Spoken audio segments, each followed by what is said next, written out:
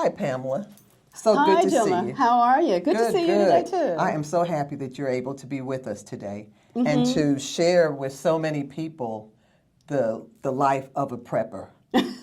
Okay. All right. That is a broad spectrum, but I'll but you're elaborate. definitely a hidden gem. Well, thank that, you. Will be a benefit to all that listened.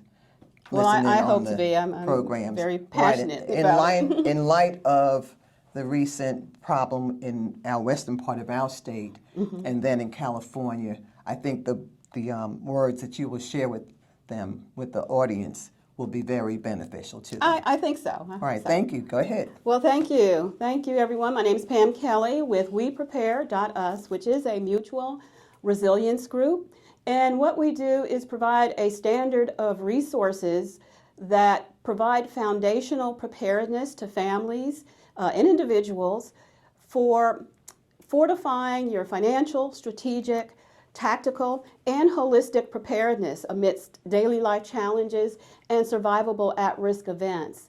So when I share with people that I am a prepper, I think people often think of doomsday prepper. I don't do doomsday prepping. Preparedness is such a broad spectrum, really a broad activity, broad industry of activity. So what I focus on is what I've actually innovated to call Tier 1 preparedness.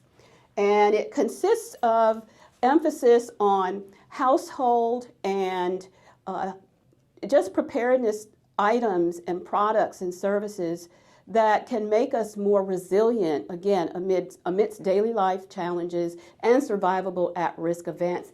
And it really consists of 4 areas, as I show here, Tier 1 preparedness. It's financial, tactical, strategic, and holistic. So I appreciate Jilma allowing me to come here today and share some basics about some of the resources and products that I provide. So we're going to start here and just kind of go down the line. So here's an item that has become popular recently. Some of you may think that would not be a standard preparedness item, but this is a drone, which fortunately the price of drones has gone down considerably to the point that it's feasible to have it as a household item, especially if you are a homeowner. And the reason why I kind of wanted to focus on this is because in the insurance industry, there's now become a pattern of inspections being done unannounced on homeowners, especially the roofs, the roof condition of homeowners, and then the insurance company follows up with a letter to the homeowner that they have to address certain issues or else their insurance will be terminated.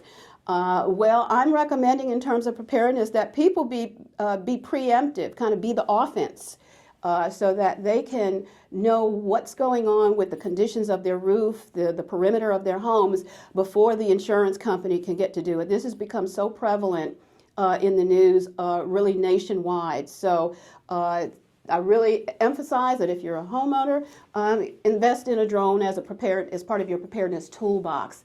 Even if you're not a homeowner, you'd be amazed that just the skill of knowing how to operate a drone can often open up doors of opportunity with FEMA and local emergency response organizations who often need these tools to do surveillance, to provide assistance, to identify where people are at in order to provide assistance. So a good all-round preparedness tool to have in your toolbox. And then, so here's some communication items. Actually, my radio is called the NOAA radio. It's a emergency preparedness radio that is able to get various frequencies that get FEMA broadcasts, any kind of emergency related broadcast that's coming from the government. These radios are necessary to have, and all of these products can be obtained locally from your Walmart or online from Amazon. So unfortunately, my radio is in another location, and that brings up a good point. You know, preparedness is always a work in progress. So it's good to have probably a couple of preparedness radios, NOAA radios, so that you want to have one in your backpack and one at home. So right now, mine is at home. And so this is a ham radio. I am a licensed amateur radio operator, as they call them, ham radio operator. And so these devices, while you do need a license, actually, if you were to purchase one, you'd also, in addition to the NOAA radio, you'd be able to hear emergency broadcasts. You cannot talk on these radios unless you're licensed. So that's an encouragement to go ahead and get your license, because in our community, especially in communities of color that are underserved communities, having a ham radio license and the skill to use it is also essential as part of emergency preparedness response. So good to have. Next is a gas burner, a cooking stove, just a regular camp stove. And this one is pretty handy because you can actually cook, you can even fry an egg in it. You can't really make a casserole, but in terms of just having something in your backpack, if you do have a vehicle, you would want to keep the burner in your backpack, but not the fuel canister. So just to be able to cook, you always want to have something that you can use to heat up items. And you don't want to use a lot of canned goods. Of course, you don't want to put that in your go bag. And I'm going to talk more about the go bag shortly, but things like this that you can get at the dollar store. So what I like to emphasize is really budget items that are essential, that you can include in your budget to have a preparedness plan, whether you have to shelter at home or whether you have to just get up and go. So again, that has to do with all household preparedness, and that's part of the tactical. All these items represent kind of tactical preparedness in terms of products. So as we go along, a gallon of water, both at home and again, if you have a vehicle, you want to always keep at least a gallon of water in your in your trunk or somewhere in the car. And we recommend that you don't invest in those single bottles because, in terms of being earth friendly, it's just so much more plastic that we are adding to the environment. And so these the 1 gallon plastic jugs are really more economical, and they're more useful to have a gallon of water per person for 7 days. Now, I realize some folks, if you live in an apartment like I do, you may not have the room to have 30 days of water. So we recommend at least 7 days of water. And really these water jugs of 1 gallon jugs of water, I think is something to be accessible for most people to have. So I'm going to go ahead and segue here to having a go bag.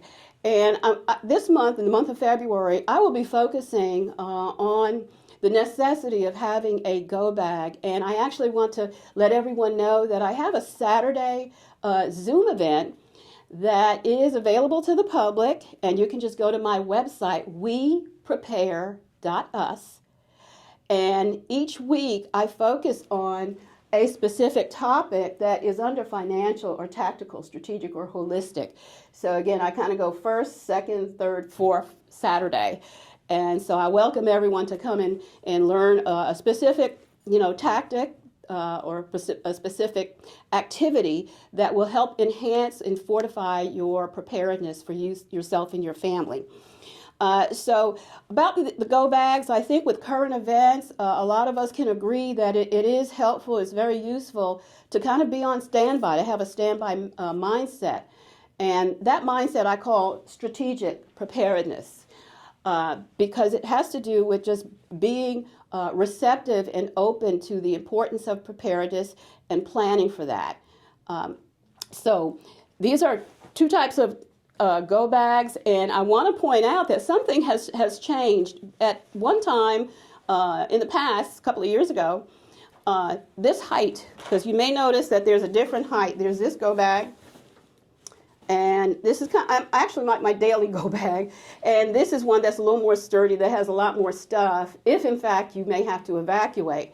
But you notice the height, and I actually have to change this. The height is a little taller than this one.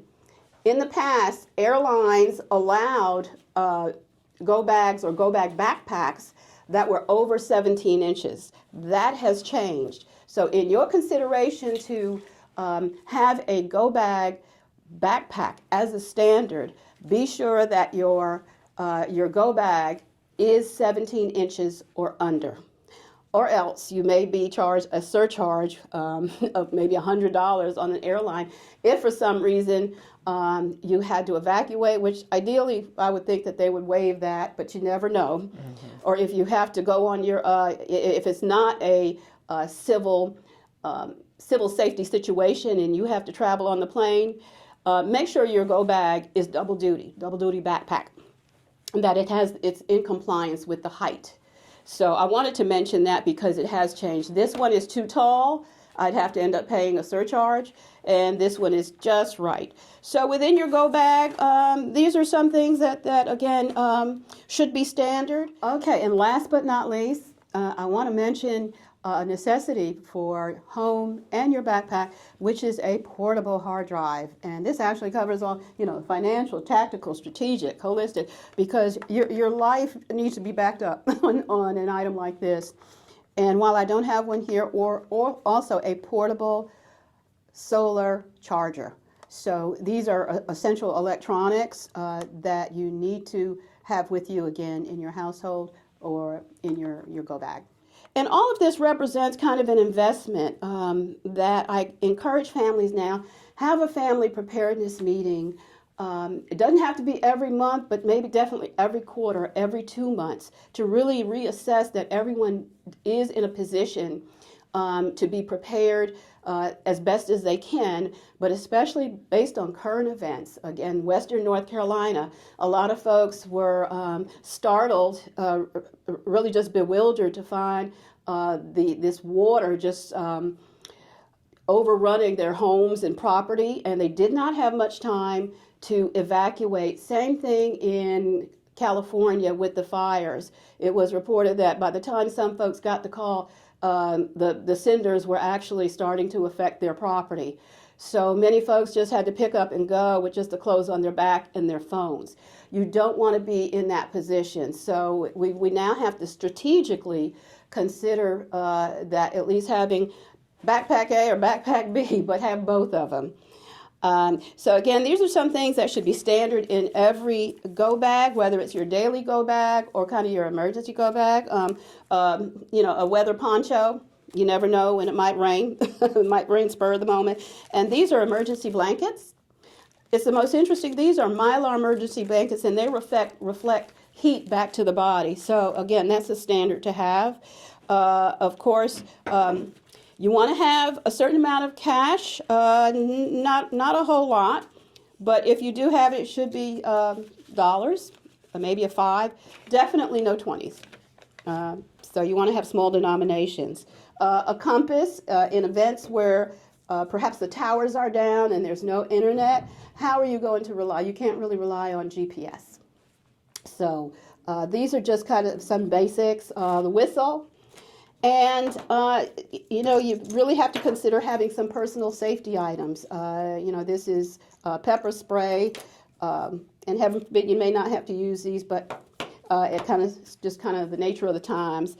And definitely, this is kind of one of my favorites. You have to have multi-tools.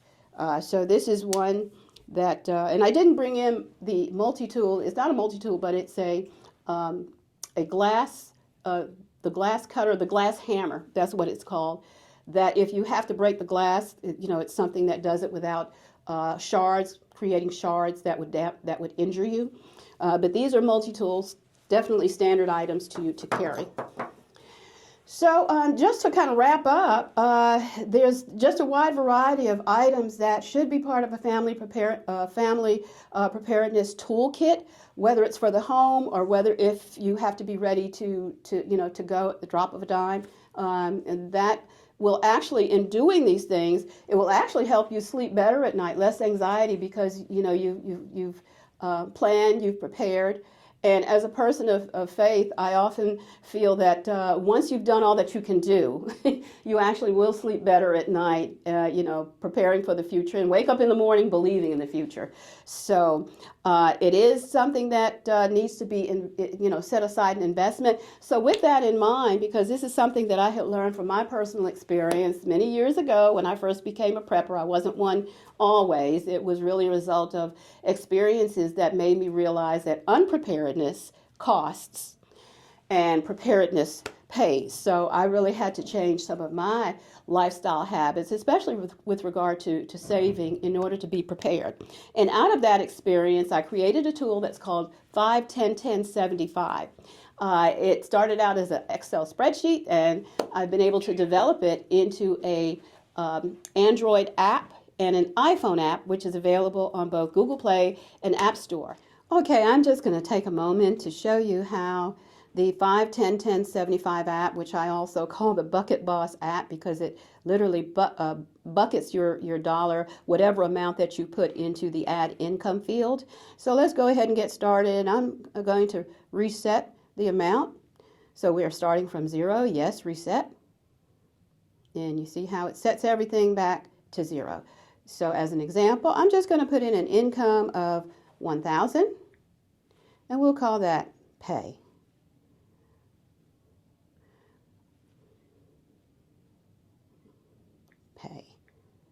And we'll call it pay 1. How's that? And we're going to press on enter.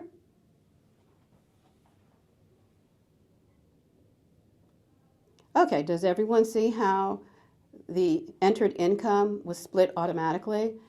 And the app conveniently records every income amount and the date. And so here is where you can deduct an amount. It represents your spending threshold, which is 75%, your charity or giving bucket, 10%, saving 10%, and even community investment, which is something very important. And as you read the information about the app, you'll find that it's with the 5% community investment bucket and our giving bucket that we develop the most valuable relationships that are worth more than money when at-risk events happen. So it's a very good illustration for young people to begin to develop the habit of building relationships, and that's often done through investing in your community and giving back. So I tell you what, today I'm going to make a charity deduction for some, I don't know, Girl Scout cookies. I'm not sure how much they cost now. I'd say $5. Not $500. Yeah, just $5. And then I'll say for cookies.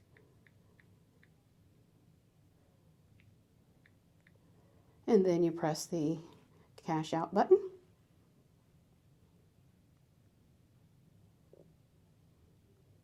And you'll see how that bucket was automatically reduced by the amount of the expenditure. And I will share that when I first started using 5-10-10-75, and I think it's important for everyone to know, if you're trying to reduce your spending, that doesn't happen overnight. It's a journey. And when I first started using this, I was going into all my buckets until eventually I began to reduce and reset my priorities. So all the more reason that this is a good tool because it's not tethered to the internet. Nobody sees it. The numbers don't lie, and it's just between you and the app. So I encourage, again, everyone to give it a try. There's a free version. The Microsoft Excel spreadsheet is available at my website, WePrepare.us. Or if you want to get the Android or iPhone app, it's just $2.99, not $299 or $2.99 or $2.99 a month. It's $2.99, one time only, no ads, no tracking. So with that, I want to wrap up, and I want to thank Jilma. Again, I want to thank Jilma so much for giving me the opportunity to talk about something that I'm so passionate about. And I extend the invitation to everyone to visit WePrepare.us. Also to consider becoming a member so that you have access to the Saturday Prepper Zoom room where we cover some just interesting topics every Saturday. Okay, so tell us again how to get there. Go to WePrepare.us. And you will then see the information to become a member or to sign up for what's called the Saturday Prepper Zoom Room. Membership is $15, not $15 a month, $15 a year. Okay. So we try to make the membership, because there's so many benefits of having access to the membership environment, and we just wanted to make it so accessible to everyone. So it's just $15 a year. I hear you. Well, that's great. That sounds like a bargain. for all the information. For all, and yeah, as for I all started that you out, have access to, yeah, yes. you never know, and you need to have some of these things, a lot of it, ready just in case. Because I said Asheville, with out in the mountains in California, Absolutely. COVID came along, and I'm sure there's some other items that we need to have just there in the house, Right. just just in case. So. Yeah. And I know it might look, just overwhelming, but it's a process. It's a journey. Don't try to get everything overnight. Again, that's the importance of family planning. Have that family preparedness meeting. Okay. Thanks, Pam. Thanks, Greatly Jilma. appreciate it. Alrighty. It's mutual. And if anyone needs any information, WePrepare.us. WePrepare.